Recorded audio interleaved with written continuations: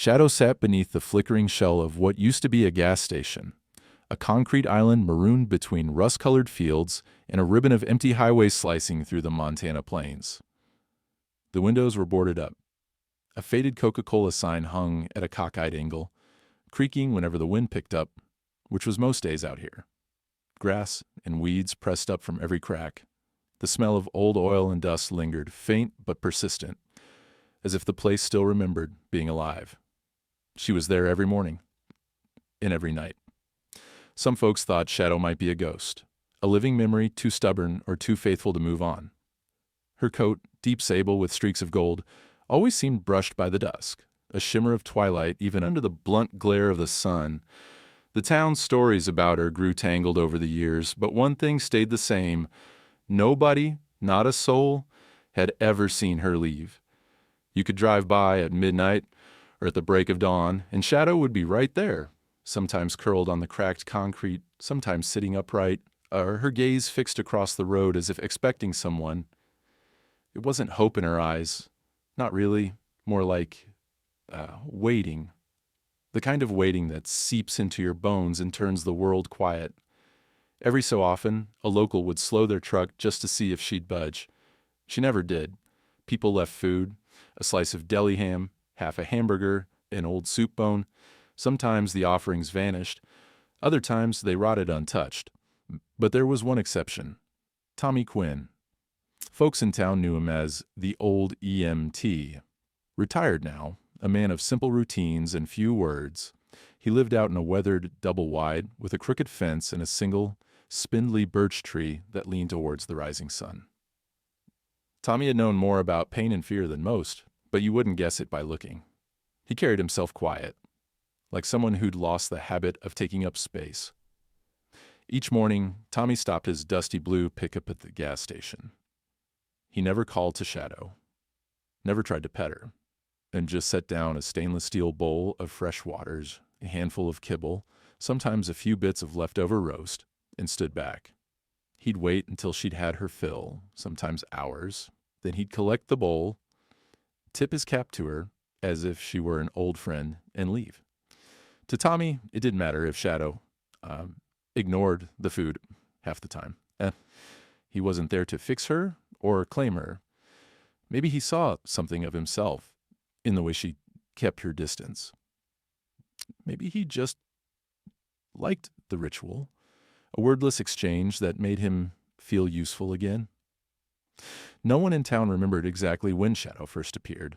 Some said she'd been there 4 years. Others claimed it was longer. All anyone agreed on was that she belonged to nobody but everyone. That was how it went in places like this, where news traveled on the wind and silence carried its own kind of weight. People tried to take her in. Old Mrs. Callahan from the bakery left her back gate wide open one spring, a bowl of stew on the steps. Shadow patted in, sniffed, then circled back to the highway. A man from the animal rescue drove out with a tranquilizer gun in a crate. But when he returned empty-handed, he told folks, "That dog's got more willpower than any wild thing I've met." Children dared each other to touch her, to see who could get the closest without being chased away. Shadow never snarled or snapped. She simply watched, unblinking, as if each passerby might reveal some secret she'd been waiting for. The seasons changed. The town's edges blurred. There were droughts, wildfires, long stretches of rain. Tourists came and went, cameras snapping at the endless sky, but they never noticed the dog with the ancient waiting eyes. Only the locals, and Tommy, understood she was part of the land now, like the cottonwoods along the creek or the stones in the old churchyard. It was a kind of mystery that pressed on the town's heart. Why would a dog choose loneliness over warmth? What was she waiting for out there, beside the bones of a place nobody wanted anymore? Some whispered that maybe she knew something they didn't, about loss or hope or the weight of keeping vigil when there's nothing left to wait for. On a morning thick with spring fog, Tommy pulled up as usual. The sun was just breaking over the horizon, burning away the mist in golden bands. He stepped out, set down the food, and stood back. Shadow glanced at him, just a flicker. and then returned her gaze to the highway, as if the road itself was a promise she couldn't let go. Tommy didn't speak. He just waited, hands buried in the pockets of his worn jacket, breathing in the damp chill. For a moment, he thought of his wife, gone these 7 years, and the way he sometimes caught himself listening for her footsteps in the quiet house. Loss, he realized, was a language you learned to carry. Some days it was a memory, other days a question that never got answered. Shadow ate slowly, methodically. The only sound was the crunch of kibble, the occasional rustle of wind against the sagging gas station sign. When she finished, she licked the bowl, then looked up at Tommy, just once, steady and silent, before curling up against the pump and closing her eyes. He nodded, just a little, as if acknowledging a bargain neither of them had spoken out loud. Then he picked up the empty bowl and drove away, the rumble of his truck swallowed by the rising sun. People in town would talk about Shadow for years. They'd tell newcomers about the dog who refused to leave, who belonged to everyone and no one. They'd wonder about her past, about what or whom she was waiting for. But only Tommy, standing beside his truck, looking back one last time before merging onto the highway, understood the comfort and routine and the silent companionship of those who carry their waiting like a secret. Out on the highway, the day grew brighter, the world woke up, but Shadow remained, a steady, silent presence at the edge of hope, waiting for something the rest of them could only imagine. When the faded green Subaru Outback rolled through town, no one paid much attention at first. Outsiders came and went, especially when spring rolled in and the days grew long and bright enough to draw photographers, hikers, and lost souls looking for wild country. The woman who stepped out, Ava Lambert, moved differently, though. She lingered on the sidewalk, scanning the storefronts with eyes that missed nothing. Her hair tucked into a sloppy ponytail, camera bags slung over one shoulder, and a battered notebook already out in her hand. To the regulars at Joe's Diner, she looked like the kind of person who took notes even on the color of the sugar packets. And Ava had driven up from Austin, 3 days across the flat sprawl of Texas, then into the wind-carved hills of Wyoming, before Montana swallowed her whole. She'd come for a story, but she was still searching for the right one. And a story that could make people feel something about loss and hope and what it means to be left behind. She carried a list of leads: forgotten cowboys, a one-room school, a family with roots older than the county lines. But her plans shifted the minute she spotted the dog by the highway. She'd only come out this way because a trucker at the gas station back in town mentioned the ghost dog. He'd said it like a punchline. But Ava saw something else in the way his voice caught, a thin undercurrent of wonder, maybe even respect. When she asked for details, he just shrugged and pointed. "Take Route 12 East. You'll know it when you see it. Or maybe you won't." By late afternoon, the sky a harsh blue overhead, Ava found herself slowing as the old gas station came into view, and there she was, Shadow. Exactly as the stories described, alone, poised, not a ripple of tension or curiosity as the car approached. She sat like a statue carved from patience itself, framed by broken glass and the memory of gasoline. Ava parked a safe distance away, quietly gathering her camera. She crouched beside the car, heart pounding. She'd filmed wild horses in Nevada, migrant workers in South Texas, children sleeping in abandoned shopping malls. But this was different. This dog, in her perfect stillness, radiated an emotion so strong Ava could almost taste it in the air. It wasn't sadness, exactly, not hope, either, more like a presence, a claim staked against emptiness. The world moved on, but Shadow remained. After half an hour, Shadow didn't so much as twitch in Ava's direction. Eventually the light began to shift, brushing gold across the dog's shoulders. Ava pressed record, framing the shot with the old gas pumps rising behind her subject, weeds curling in around her paws. Through the viewfinder, she studied the dog's every movement, or lack thereof. There was nothing to direct, nothing to manipulate, just a pure, unbreakable ritual. From the start, Ava sensed the drama here wasn't just about a stray. It was about all the things that keep us tethered, even after the world says it's time to move on. Later, Ava drove back to town and rented a room above the bakery. Unpacking her equipment with hands that couldn't quite stop trembling, she jotted down first impressions. Shadow, German Shepherd, stationed at abandoned gas stop, Route 12. Locals believe she's been here 4 years. Untouchable, unmovable. Refuses every kindness except for one man, old EMT, feeds her daily. That night, at the diner, Ava asked around. Faces tightened, conversation faltered. Most shrugged her off, but one waitress leaned in and whispered, "That dog isn't meant to be saved, honey. Don't waste your time." Ava nodded, but she was already planning her next day. She'd met people who'd given up on hope before, and it always made her work harder. Over the following days, Ava became a fixture, just another oddity in a town already full of them. She filmed Shadow at dawn, at dusk, through rain that fell in hard, stinging sheets. She watched Tommy's silent morning ritual and marveled at the unspoken agreement between him and the dog. Never a word exchanged, never a leash or a touch, only the simple act of showing up day after day, as if love could exist in the space between a bowl and a patch of dirt. Ava took notes on every small detail, asterisk Shadow's path, always the same looping patrol, first around the gas station, then out to the edge of the highway where her gaze fixed on some invisible point. Asterisk, the way she never barked, never flinched when trucks rattled past. Asterisk, the wary flicker in her eyes whenever a stranger got too close. At night, Ava watched her raw footage, scrolling through dozens of nearly identical shots. She noticed the tiniest variations, the slow rise and fall of Shadow's chest, the twitch of an ear at a distant siren, the way her tail sometimes curled tighter when the wind picked up. Each new angle revealed something about endurance. About the long ache of waiting. On the third day, Ava uploaded a 90-second clip to her production account. The Dog Who Waits.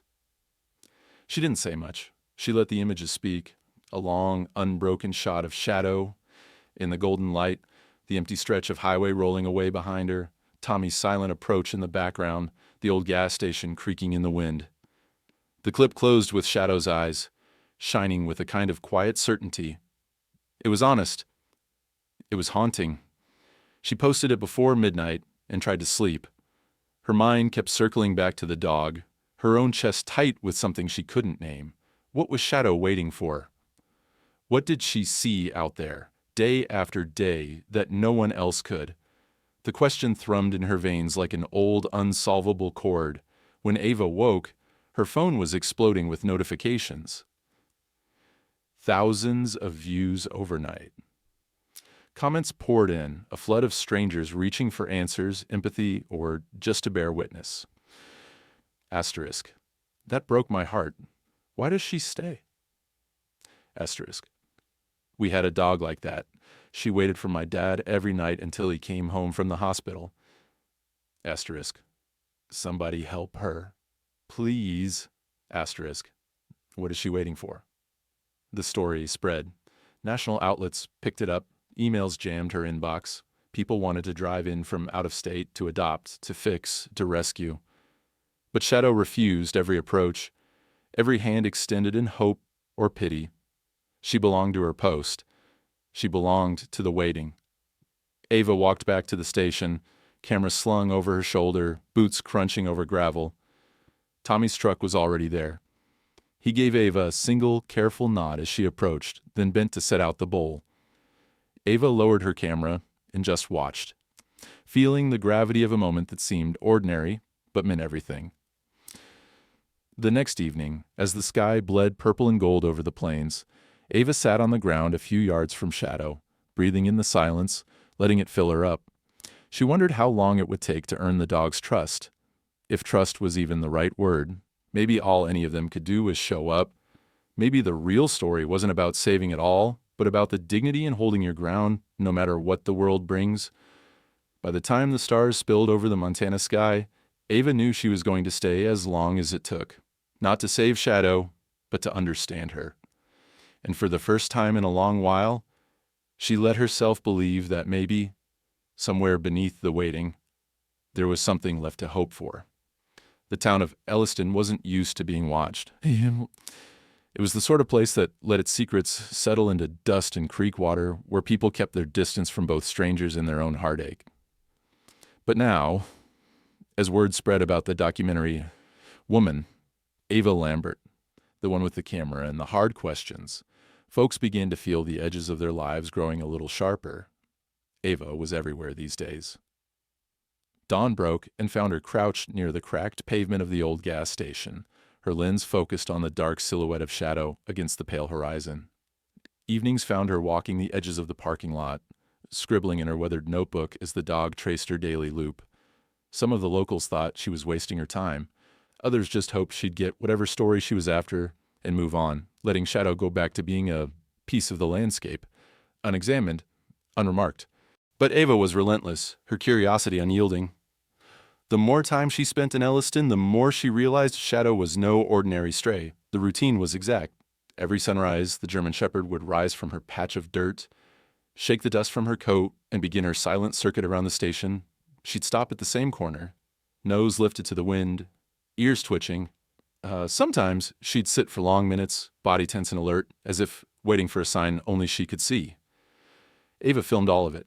The patience in Shadow's movements, the careful distance she kept from anyone but Tommy, the silent communication between man and dog, a kind of mutual recognition, a shared loneliness that neither seemed willing to break. Ava tried to get closer, but Shadow always shifted away, a few feet out of reach, her eyes unwavering. It wasn't fear she saw there. Not really. It was something deeper, guarded, resolute, a refusal to forget. On the third morning, Ava tried something different. She left her camera running on a tripod, then stepped back, hiding herself behind a tangle of lilac bushes on the edge of the lot. For nearly an hour, she watched Shadow through the leaves, breath held tight in her chest. A pickup rattled by, slowing just long enough for the driver to peer out the window before rolling on. The wind snapped at the grass. Shadow never moved. When the sun climbed high enough to warm the concrete, Shadow finally stood, stretched, and walked a slow loop, first around the gas pumps, then out to the far corner of the lot, where a ragged American flag hung limp from a splintered pole. She sat, staring out at the highway, her profile sharp and still. For a while, Ava tried to imagine what Shadow saw. Cars and trucks flashed by, headlights catching in the dust, but Shadow's eyes tracked something deeper, invisible, rooted in memory. By the time Ava crept back to her equipment, she felt a strange ache, like she'd witnessed a vigil, one without prayer or promise, only the stubbornness of a soul unwilling to move on. Later that afternoon, Ava walked to the diner for coffee. The locals watched her as she came in, curiosity flickering across their faces before they turned away. She slid into a corner booth and pulled out her phone, uploading a rough cut of her latest footage. She named it The Dog Who Waits. She didn't add music or narration, just raw, unpolished video. Shadow's silent patrol, the shimmer of heat off the asphalt, the emptiness of the road. A quiet morning in Montana, stretched between hope and resignation. She posted it online and set her phone aside, not expecting much. The world was full of sad stories after all, and she learned not to expect miracles, but by midnight her inbox was overflowing. Comments multiplied by the minute. People from all over the country reaching out, drawn by the silent dignity of a dog who refused to leave her post. Ava scrolled through the messages. Asterisk. I can't stop crying. Why does she stay? Asterisk. My father's dog did the same thing after he passed. Asterisk. Hun, somebody help her. She deserves a home. There were offers of money, of adoption, of rescue. People sent their own stories, of animals who waited, of loved ones who never came home. Ava read them and all, heart heavy. She understood now that Shadow was more than just a dog to these strangers. She was a symbol, a vessel for the ache of waiting, for the hope that something lost could someday return. That night, unable to sleep, Ava walked back out to the gas station. The stars sprawled across the sky, uncountable and cold. Shadow lay curled against the old concrete steps, her body a dark shape in the moonlight. Ava sat a few yards away, knees drawn to her chest, and waited.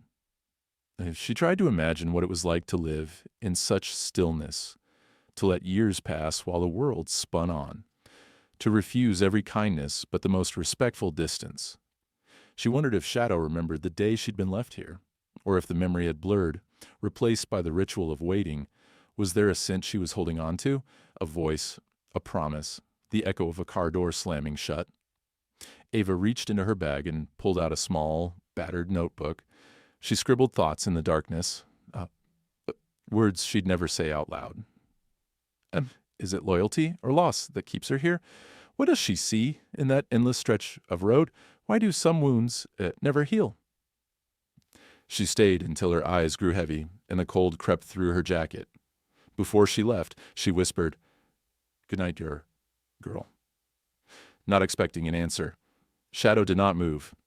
But when Ava looked back, she could have sworn the dog's gaze flicked her way, just for a heartbeat, an acknowledgement, a silent agreement between two souls adrift in the dark. The next morning, everything was different.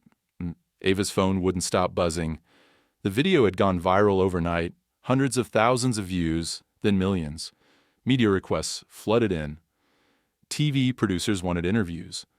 Animal rescue organizations called, offering help and advice. But no one seemed to understand the heart of the story. That Shadow didn't want to be rescued.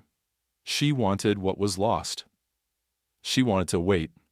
In the following days, Ava felt the world shift around her. The story of the dog beside the highway became something bigger than she'd intended. A shared longing, a collective ache. Shadow was no longer just a solitary figure on a forgotten road. She was a question none of them could answer. How do you hold on when the world tells you to let go? Through it all, Ava kept filming. Every morning, every dusk, she caught the way the light bent around Shadow, the hush that settled over the town whenever she appeared. She filmed Tommy's ritual, the gentle way he set down the bowl, the respect in his retreat. She filmed the children who watched from across the street, silent and wide-eyed, and the old men who tipped their hats as they drove by. The more Ava watched, the more she saw her own story reflected back. Her own fear of moving on, her own ache to believe that something lost could one day return. She wondered if that was why she'd come here, why she couldn't leave.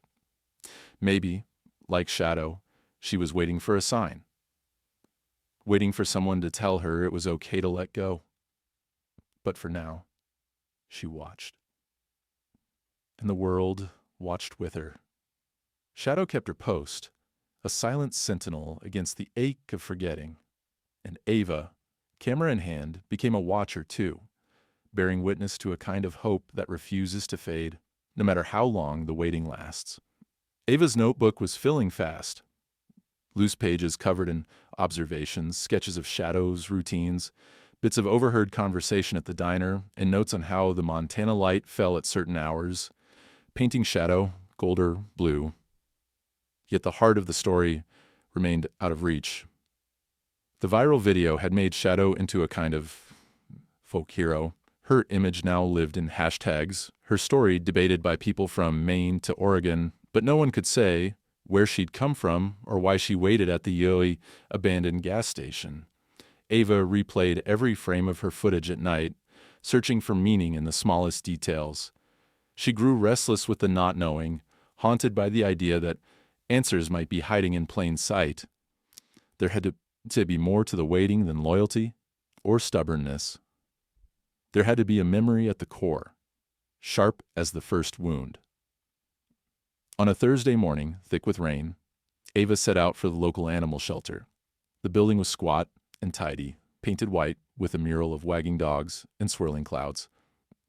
The woman at the desk, mid-40s, curly hair, name tag reading Jen, looked up when Ava entered, recognition flashing across her face. "You're the one filming Shadow, right?" Jen asked, not unkindly, but with a touch of fatigue. Ava nodded, tucking a damp strand of hair behind her ear. "I want to know if anyone's scanned her for a chip. Maybe there's something we missed." Jen sighed. People have tried. Shadow won't let anyone close. I even left a trail of hot dogs once. She just watched from the edge of the lot, like I was the one who needed saving. Ava explained her plan. If they could borrow a mobile microchip reader, she might capture Shadow's tag from a safe distance, especially now that the dog was growing familiar with her presence. Jen agreed to help, her skepticism softening as Ava described Shadow's daily ritual and Tommy's silent devotion. A half hour later, they drove to the station. The clouds were breaking up, shafts of sun tumbling through, but Shadow was in her usual spot, unmoved by the storm or the new faces. Tommy's truck idled nearby. He gave them both a look of cautious approval and then drifted off to the edge of the lot, keeping his hands in his pockets. Ava approached with the device hidden in her palm. Her heart hammered. She crouched beside the broken curb, humming a low, tuneless melody, letting Shadow see the reader, see that it wasn't a threat. The wind shifted. For the first time, Shadow didn't retreat, but simply watched. The moment hung, delicate as a moth's wing. Ava eased closer, just close enough for the reader to blink green and let out a tiny electronic chirp. She nearly cried with relief. "She's chipped," Ava breathed, waving Jen over. "Can you get the number?" Jen read it aloud, careful and slow. The number was long, a string of anonymous digits that meant nothing in the moment, but felt like a key turning in a long locked door. Back at the shelter, Jen tapped at her computer. The database was slow, each second stretching. At last, a name filled the screen. Luna, registered to the Mendoza family. Last known address, Kalispell, Montana. Ava's chest tightened. "Luna?" she whispered, rolling the name over her tongue. She looked at Luna, out by the highway. Head lifted as if she sensed the past tugging her name through time. Jen read through the notes. Family reported her missing 4 years ago, after a car crash on Route 12. The entry says, dog escaped at scene, searched area for weeks. No sign. Ava stared at the screen. She could picture it, sirens and shattered glass, voices calling out names, the panic and the grief. She glanced back at Luna, who had never left the place where her world had broken. It was loyalty, yes, but also an imprint, a wound that shaped everything after. Before the story could sink in, Tommy arrived at the shelter door, rain dripping from his old field jacket. He'd followed them, sensing something had changed. Ava explained, voice trembling, how Luna's chip had unlocked her past. Tommy listened, expression unreadable, and finally spoke. She's been waiting for her family. Ava felt the truth settle between them, a cold certainty and a burning hope all at once. She asked Jen for help contacting the Mendozas. Jen hesitated. Privacy rules were strict, but the story's gravity was undeniable. She agreed to make the call, her voice steady as she left a message on a number that might no longer work. Back at her room above the bakery, Ava couldn't sit still. She drafted an email to the Mendoza address in the microchip file. Subject line: "We found Luna." She attached a still photo. Shadow, regal and sad, with the Montana plains unfurling behind her. She wrote, "But your dog has been waiting at the scene of the accident for 4 years. She's alive. She's safe. If you want to see her again, I'll help in any way I can. Ava Lambert." She hit send and waited, barely breathing. Outside, the sun broke through, lighting up the street. Below her window, the scent of cinnamon rolls drifted up from the bakery ovens, and the world felt suddenly suspended, caught between heartbreak and the possibility of healing. Ava paced, watched the inbox, refreshed her voicemail. Hours passed. The rain stopped. She returned to the gas station at sunset. Tommy was there, sitting on the hood of his truck, hands folded. "Any word?" he asked quietly. "Not yet," Ava said, voice thin. "But I sent the message. I think they'll come." Tommy nodded, as if that made sense to him. How some wounds could wait, how some hearts found their way home after being scattered. He pulled from his pocket a photograph, yellowed and creased. "This is my wife, before she passed. I kept hoping she'd walk through the door again, even after I knew she wouldn't. He held out the photos, but Ava just looked, understanding the ache behind his words. Some things never leave you, even if you let them go. As twilight deepened, Luna paced the edge of the lot, her gaze fixed west, where the highway bent and disappeared. Ava filmed quietly, capturing the hope and hunger in the dog's every move. She wondered if Luna sensed that something was coming. Change, reunion, the breaking of the long vigil. Back in her room, Ava's phone buzzed at midnight. A new voicemail. She pressed play with shaking hands, heart pounding in her ears. A man's voice, tired but gentle. "This is Daniel Mendoza. My daughter lost her dog Luna 4 years ago. If she's truly alive, I can't believe it. Please call me back. We never stopped looking. Thank you." Ava sat on the bed, tears sliding down her cheeks, feeling the world crack open with possibility. She typed a quick reply, voice shaking as she said aloud, "She's been waiting, Daniel. She never left. She's still here." Down at the gas station, Luna raised her head, eyes gleaming in the moonlight, the night air humming with secrets. The waiting wasn't over. But at last, hope had found its way home. The next morning, the entire town seemed to exhale. News, real news, moved through Elliston the old-fashioned way. By word of mouth, through the crackle of the bakery's radio, in cautious, hopeful whispers at the grocery store. Ava's message had reached Daniel Mendoza.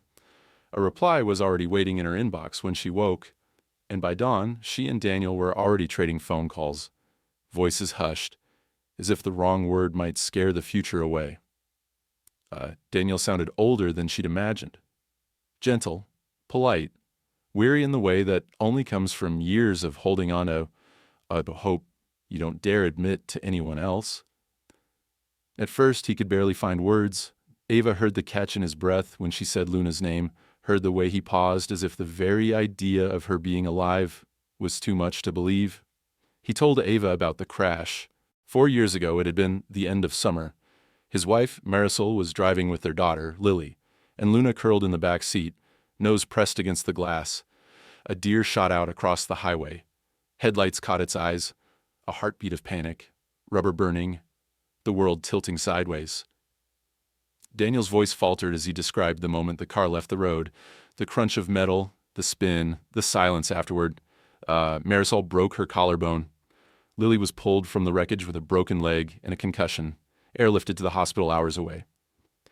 In the chaos, no one saw Luna slip out. By the time Daniel made it back to the crash site, the dog was gone.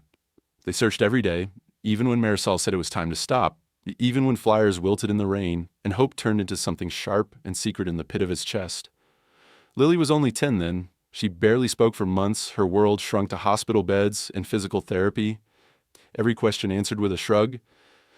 She never cried for Luna, never spoke the dog's name out loud.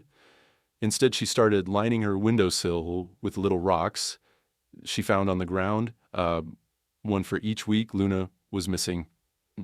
After the 10th stone, she stopped looking, but Daniel never did. Some wounds, he explained, don't bleed on the outside. Listening, Ava felt her own throat tighten. She realized she'd been thinking of Luna as the hero, the one who waited. But maybe the Mendozas had been waiting just as long, everyone caught in a story that couldn't end because the missing piece never came home. "I thought we'd lost her," Daniel said quietly. "You tell yourself things to keep going, that maybe she found a new family. Maybe she died quick, but you never really know. You never let it go." He promised to call Ava back after talking to Marisol and Lily.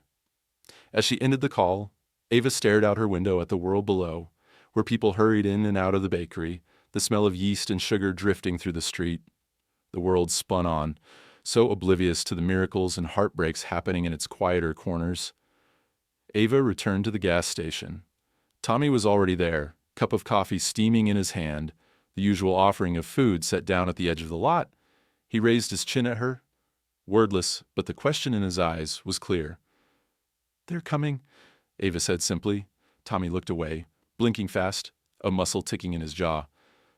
She'll know, he said at last, when it's time.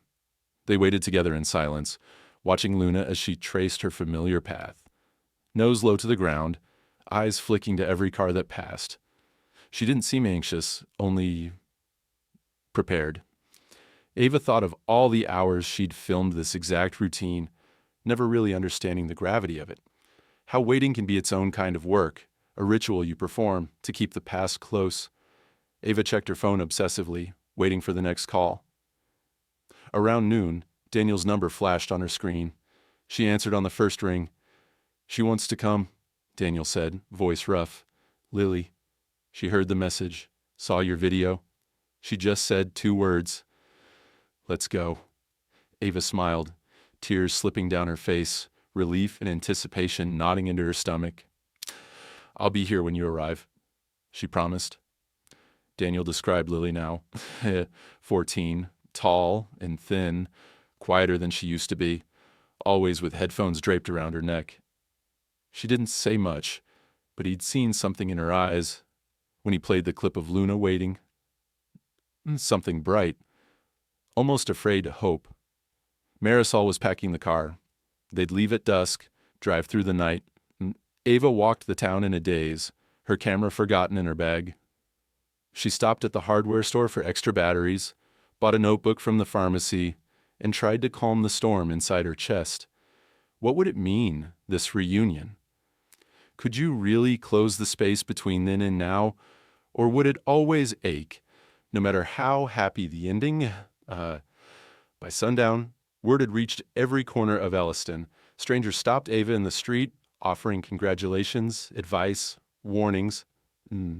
Asterisk, don't let too many people crowd her when they come. It'll spook her. Asterisk, maybe have Lily wear something Luna might remember, her old jacket, or that backpack with the patches. Asterisk, be patient. Dogs know when things are different.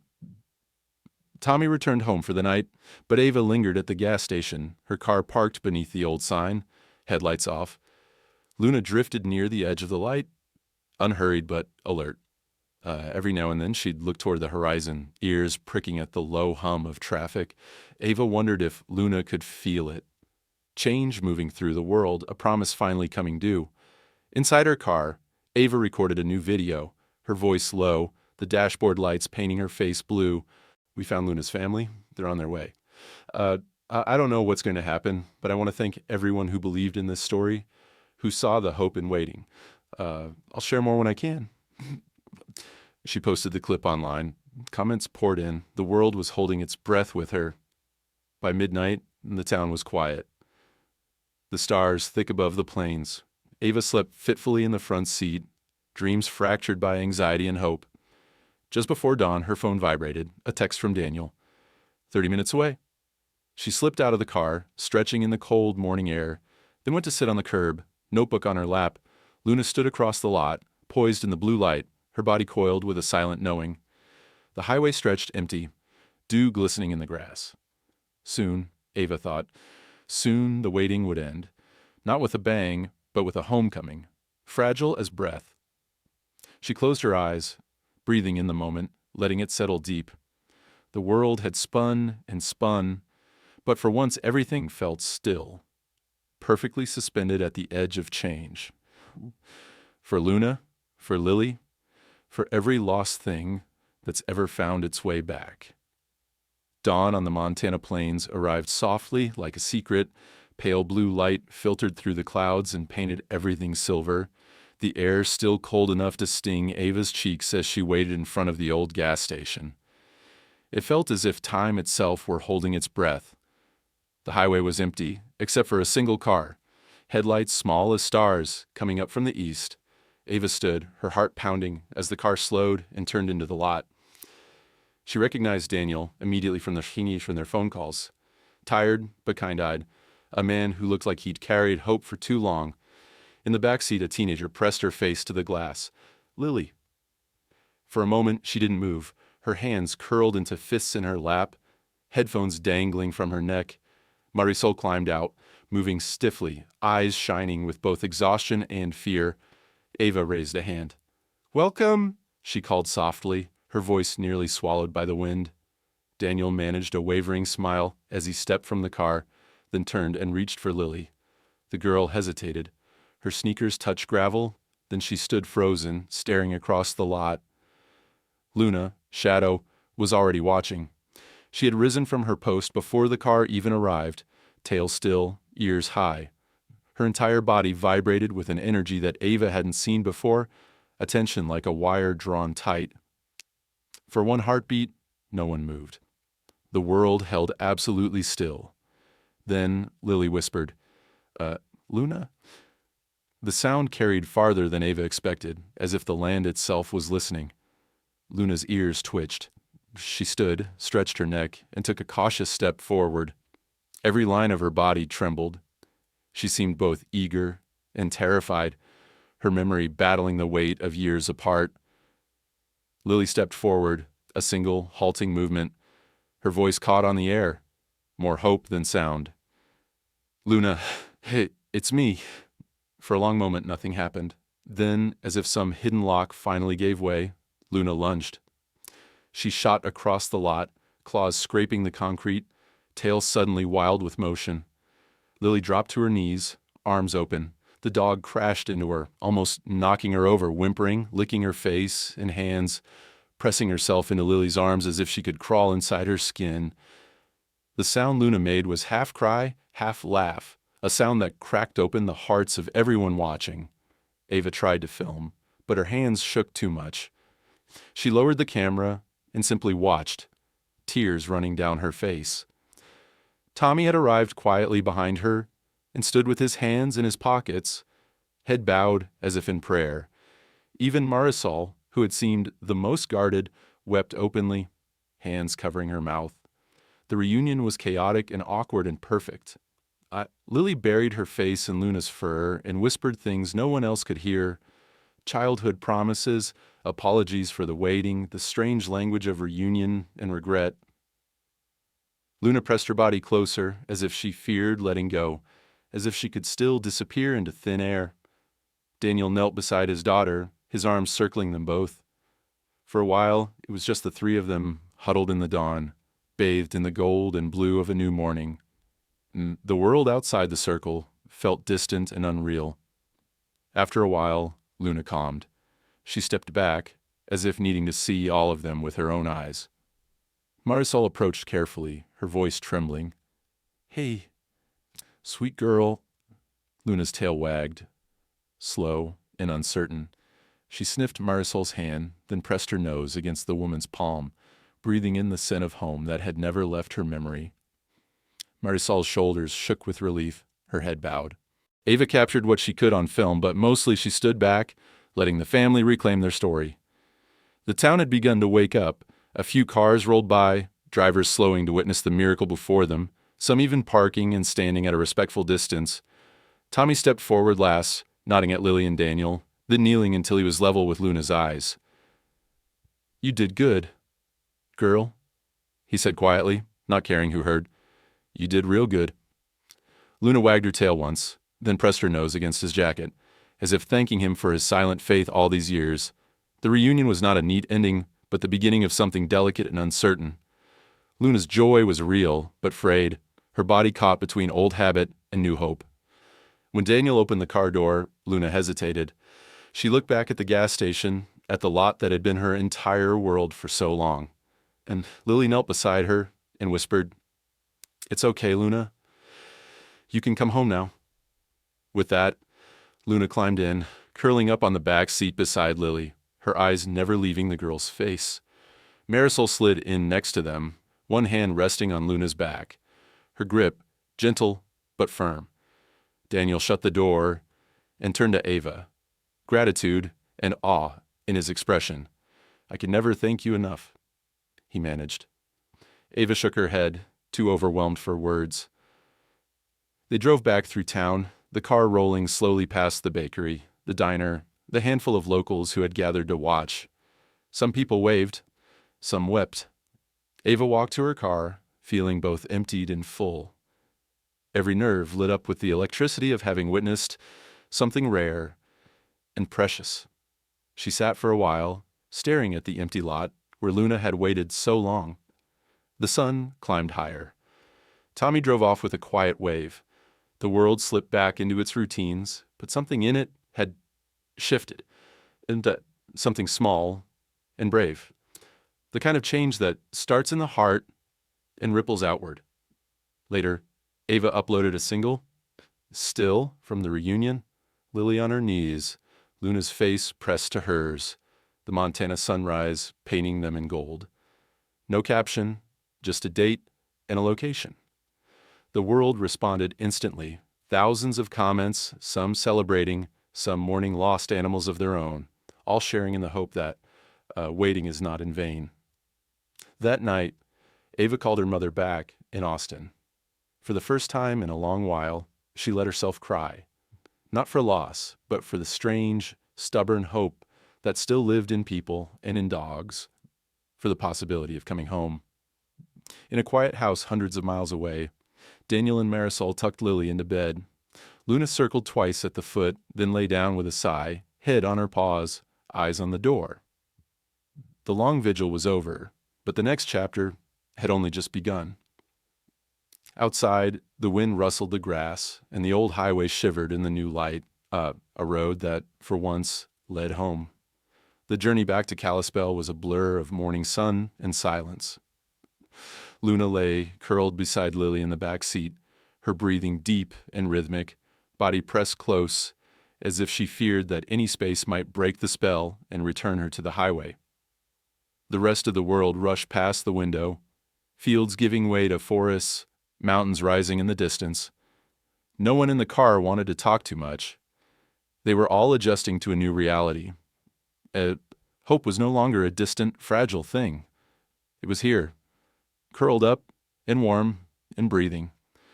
When they finally reached the Mendoza home, a single-story house painted pale blue, a willow tree in the front yard, Luna hesitated at the edge of the driveway. Daniel parked and opened the door. Lily slipped out first, dropping her battered backpack on the porch, eyes locked on Luna. The dog stepped down, paws touching the grass as if it might not hold her. She sniffed the air, looked around, ears flat. For a long moment, she didn't move, her body tense, every muscle. Erdiyun, alive with memory, she glanced at this street, then at the open front door, then at Lily. There was a pleading in her eyes, uncertainty, searching for permission. Lily knelt in the grass and waited. She remembered the way she used to call Luna in for dinner, how the dog would always rush past her and flop at her feet, tongue lolling, fur shedding everywhere. But now, Lily said nothing. She let Luna choose. Finally, Luna took a step, then another. But when she reached the porch, she stopped short of the threshold.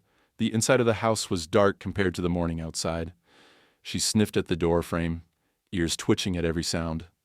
The kettle whistling, a cabinet closing, the soft echo of Daniel's footsteps.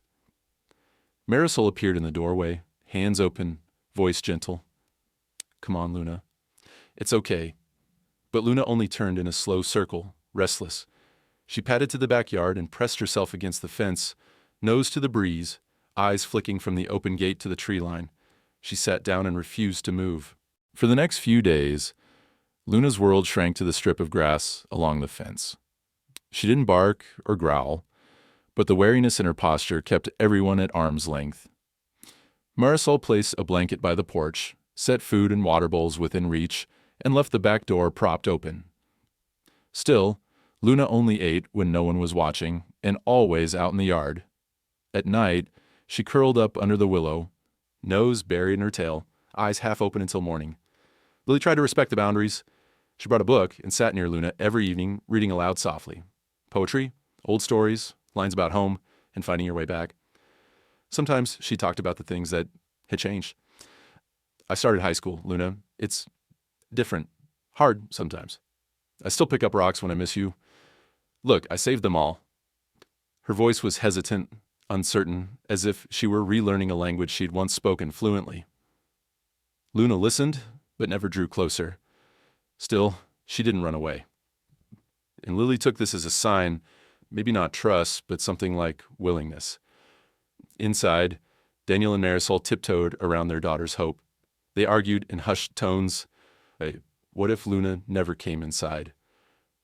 What if she ran again? Should they call a trainer? She's grieving, Marisol insisted.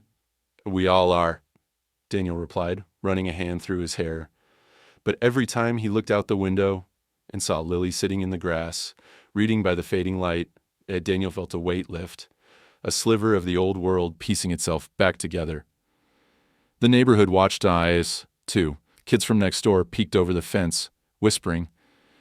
An old woman down the street left a bag of treats on the porch, a note reading, "She'll come in when she's ready." The mailman slowed each day, tipping his hat, careful not to startle the dog. The town that had witnessed Luna's vigil on the highway now watched her struggle to trust again.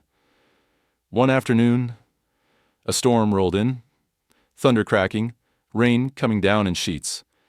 Marisol fretted at the window, wanting to drag Luna inside. But Lily only shook her head. She needs to do it herself, she whispered.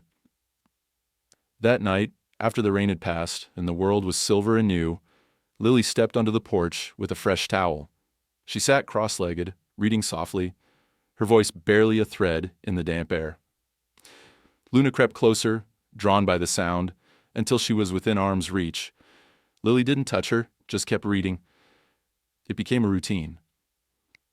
Every night, Lily came out, even when it was cold, even when she was tired from school. She talked about little things. How math is harder than I remember. How the cafeteria still smells weird.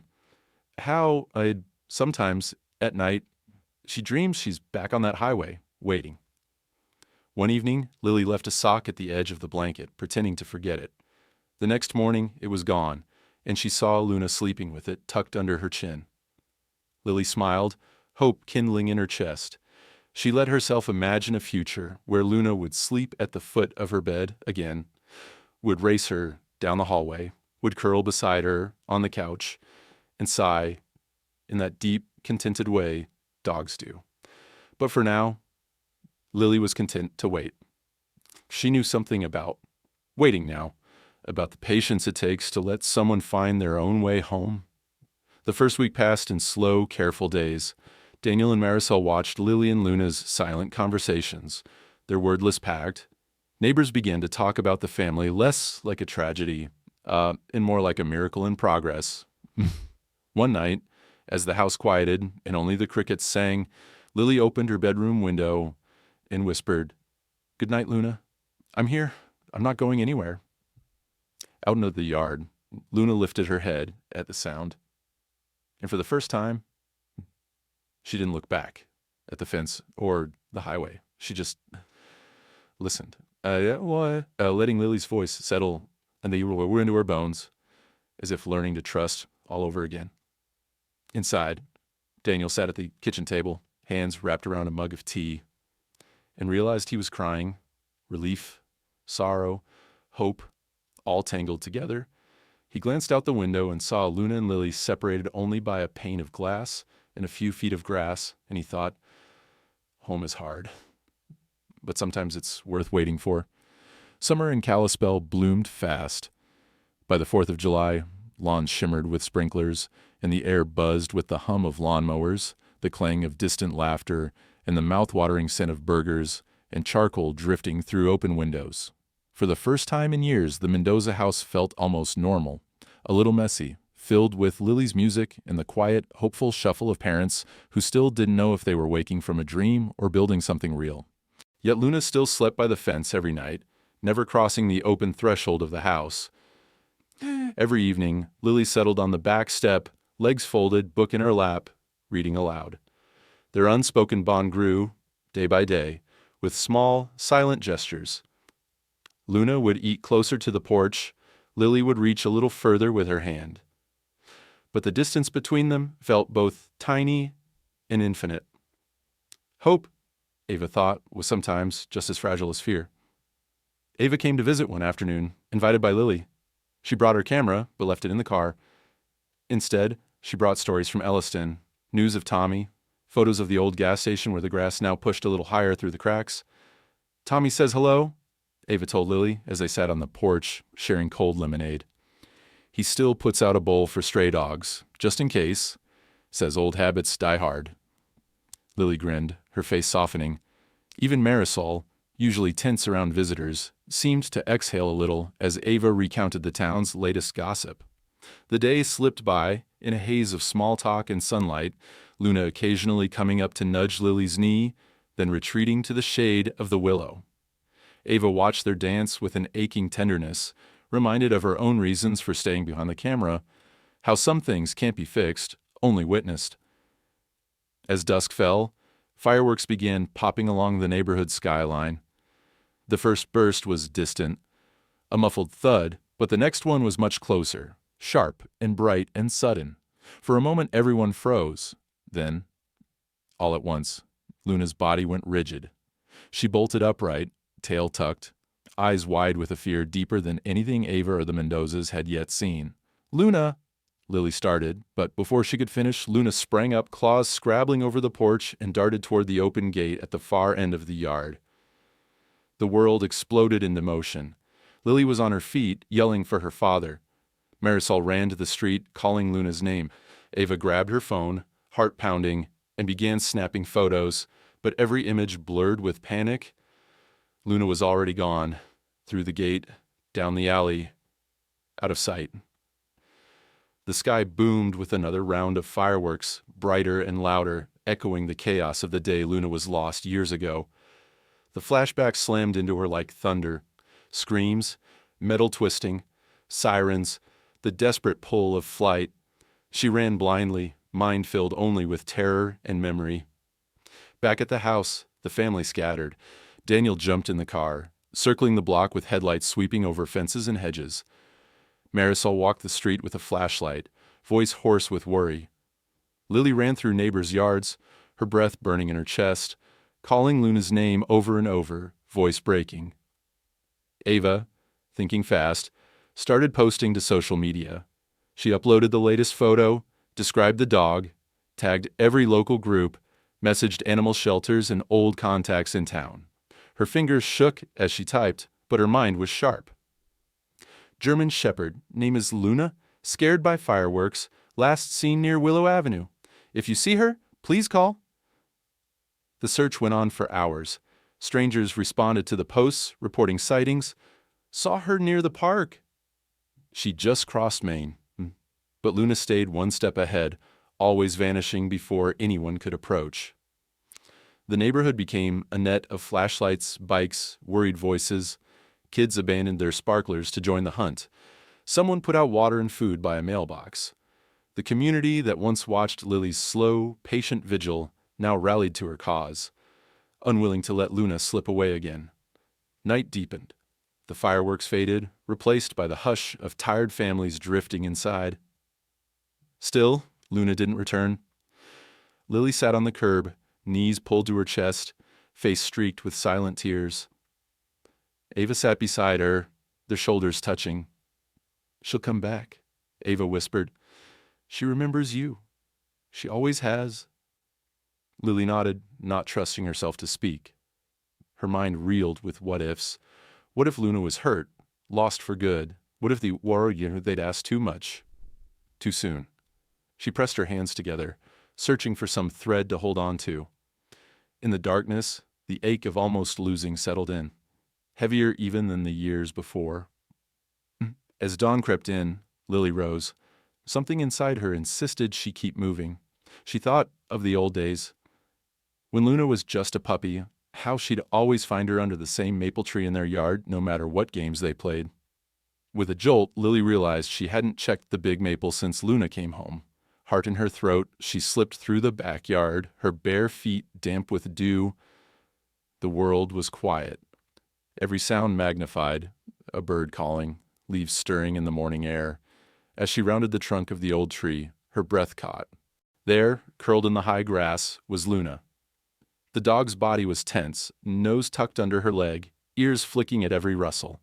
She looked up as Lily approached, her eyes wild but clearing as if waking from a terrible dream. Lily crouched a few feet away, hands open and empty. "Luna," she whispered, voice breaking. "It's me. It's okay now. I'm here. You're safe. I promise. You're safe. For a moment, Luna didn't move. Her eyes darted to the house, to the road, to Lily's face. She remembered. Lily saw it in her gaze. The flash of pain, the tug of home, the longing to trust. This time, Lily didn't reach for her. She just waited. Let Luna choose. A slow, trembling moment passed. Then Luna uncurled, rose shakily, and stepped forward. Inch by inch, closing the space between memory and forgiveness, she pressed her head against Lily's chest. Lily wrapped her arms around Luna's neck, pressing her face into the dog's fur, the old familiar smell of grass and comfort and hope. Neither of them spoke. There was nothing left to say. Luna's tail thumped once, then again, the sound as soft and certain as a heartbeat returning after a long silence. Ava, standing at a distance, caught the moment in a single photo. The girl and the dog beneath the old maple, morning light streaming through the branches, the long journey of waiting finally bending toward trust. Back at the house, Marisol and Daniel wept with relief when they saw the two of them tangled in the grass. The house, so long a place of uncertainty, now felt like home again. In this time, when Lily led Luna toward the back door, the dog didn't pause. She followed, step by step, across the threshold, her first real steps back into the life she'd never truly left. That morning, as the world woke gently around the Mendoza home, something had shifted. Sunlight poured through the kitchen windows, and the air inside was thick with the scent of toast and fresh coffee. The family had never been so quiet together, each member half afraid that any sudden noise might break the fragile spell of peace. For the first time since her return, Luna was not in the yard. She had followed Lily into the house at sunrise, and now she lay curled in the hallway, head resting on her front paws, her breathing slow and deep. Marisol moved carefully, sliding a bowl of water just within reach, then retreating, giving the dog her space. Daniel sat at the table, a mug cradled in his hands, pretending to read the newspaper, but mostly just listening to the patter of Lily's footsteps, the tiny creaks as Luna shifted, the hush that had settled over their world. Lily hovered in the doorway, afraid to move too quickly, her heart thudding with hope. She remembered last night how Luna had come to her beneath the maple, how the dog had pressed into her, trusting not because she was told, but because she had chosen to. In the morning's stillness, that memory was everything. At first, Luna stayed just inside the back door, the world of grass and open skies still calling her. She drank a little water, sniffed the strange, sharp scents of carpet and old wood, and circled warily, never letting herself get cornered. But she didn't bolt. She didn't whine or pace. She was watchful, alert, and, though it took a while for Lily to notice, something softer had settled in her eyes, some quiet recognition that this, finally, was home. By mid-morning, Lily sat on the floor in the hallway, reading aloud as she had in the yard. Her voice was low, her sentences unhurried. She read from a battered novel, pausing at every page to look at Luna to see if she was listening. The dog's ears twitched. Her tail thumped gently against the baseboard. Once, Lily reached out a hand, palm open, and Luna leaned forward, nose brushing her skin, breath warm and familiar. Daniel watched from the kitchen. He felt the ache in his chest begin to loosen, a tightness he hadn't realized he was still carrying. Marisol wiped at her eyes with a dish towel, then turned and busied herself with breakfast. For the first time, the house felt whole, as if all the missing pieces had found their way back, quietly and without fanfare.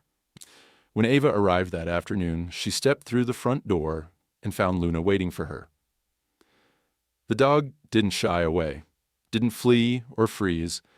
She watched Ava with calm, thoughtful eyes, tail wagging in slow, steady arcs. Ava knelt and held out her hand. "Hey, old friend," she said, and Luna pressed her head into Ava's palm, a soft rumble in her throat. A greeting, an acceptance, a thank you. Lily grinned, a flush in her cheeks. "She came in by herself this morning," she said. No one made her. She just did. Ava smiled, blinking back tears. She made her choice. They sat together in the living room, sunlight spilling over the faded rug. Lily told Ava about the search, about finding Luna under the maple tree, about the quiet that had settled between them since then. I think she just needed time, Lily whispered, her voice raw but hopeful. She needed to know we'd wait for her, that we wouldn't push. Outside, the neighborhood was alive. Kids on bikes, neighbors chatting, a lawnmower droning somewhere down the street. But inside the Mendoza house, time seemed to slow. Luna explored, nose to the ground, tail wagging in small, hopeful sweeps. She stopped at the foot of the stairs, sniffed at an old tennis ball, circled the living room, then padded back to Lily's side and lay down, head on the girl's lap.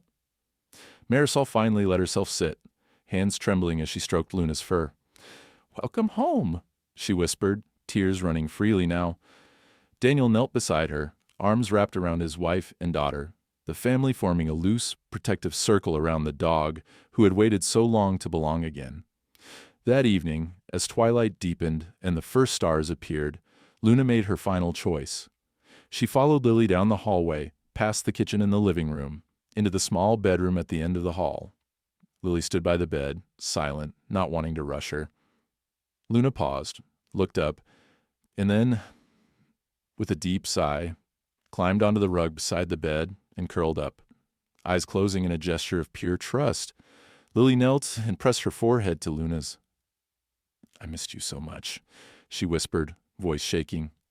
Luna's tail thumped, her eyes fluttered, and for the first time, she slept deeply, without fear or tension, her breathing even, her body utterly relaxed, the way only a dog, who knows she's safe, can sleep. The house held its breath, every sound sacred. Daniel peeked in, unable to help himself. Marisol hovered at the door, hand over her heart, afraid that any movement might disturb this peace, but nothing could. Later, as the moon rose and the world grew quiet again, Lily lay in bed, one hand trailing in Luna's fur. She felt the old ache in her chest finally ebb, replaced by something warmer, relief, joy, a sense of rightness that she hadn't dared hope for. She whispered into the darkness, "Thank you for coming home. Thank you for waiting. I'll never leave you again." Luna didn't move, but her tail thumped once, a silent promise in the night. In the early hours, when dreams drifted through the house, Luna lifted her head and padded into the kitchen for water. She moved with confidence now, unafraid of the dark corners, of the strange noises that used to make her flinch. She returned to Lily's side, circled, and lay down again, content. Outside, the world turned quietly, the past receding into memory. For the first time, home was not a question, but a place, a presence, a choice. And for everyone who had watched and waited, Tommy, Ava, Daniel, Marisol, and especially Lily, the ache of longing was finally met by the balm of belonging. Some wounds, they realized, don't disappear. They simply learn to live in the light. Late summer slipped quietly into fall, the days burning gold and the evenings cool enough that Lily would tug on a sweater before school. The willow in the Mendoza yard dropped its first yellow leaves, and every morning Luna met Lily at the door, tail swaying, eyes bright. It was as if, after so much waiting, the two had finally learned the rhythm of belonging again. One hesitant step at a time, each small moment building trust that neither of them would vanish. Home was no longer a place of silence or separation. Luna had found her own way through every room, under the kitchen table, nose pressed to the fridge during breakfast, sprawled in a sunbeam on the living room rug, perched at the top of the stairs when the mailman came, just in case there was anything important to bark about. She still startled at sudden sounds, a door slamming, the boom of distant thunder. But now she looked to Lily, or Marisol, or Daniel for reassurance instead of running. On school mornings, Lily would pack her bag and slip out to the porch. Luna followed, sitting at her side, watching the street as Lily waited for the bus. Sometimes the neighbors waved. Sometimes another kid would stop to scratch Luna's ears. But always, as the bus rumbled up and Lily climbed aboard, Luna watched until the very last moment, head high, posture steady, her gaze unwavering. She stayed at the curb like a sentry until the bus turned the corner and Lily was gone. And always when Lily came home, Luna was waiting. Not by the fence anymore, but on the porch or inside the doorway, tail thrumming against the hardwood. The reunions were small, everyday celebrations. A laugh, a scratch behind the ears, a whispered promise. I'm here. I came back. I know. I waited. Ava visited often, her camera slung loose at her hip but rarely lifted anymore. She'd found the ending to her documentary in the gentle details. Luna sleeping at Lily's feet, Daniel slipping the dog a piece of toast at breakfast, Marisol humming softly as she brushed Luna's thick coat on the porch. The big moments, the reunion, the viral video, the nights of searching, had faded, leaving space for the quiet triumphs of ordinary days. But even ordinary days held their challenges. Some nights, the world outside filled with sirens or fireworks, and Luna would tremble, her eyes dark and haunted. On those nights, Lily would wake, pad quietly to the living room, and sit beside Luna until her shaking stopped.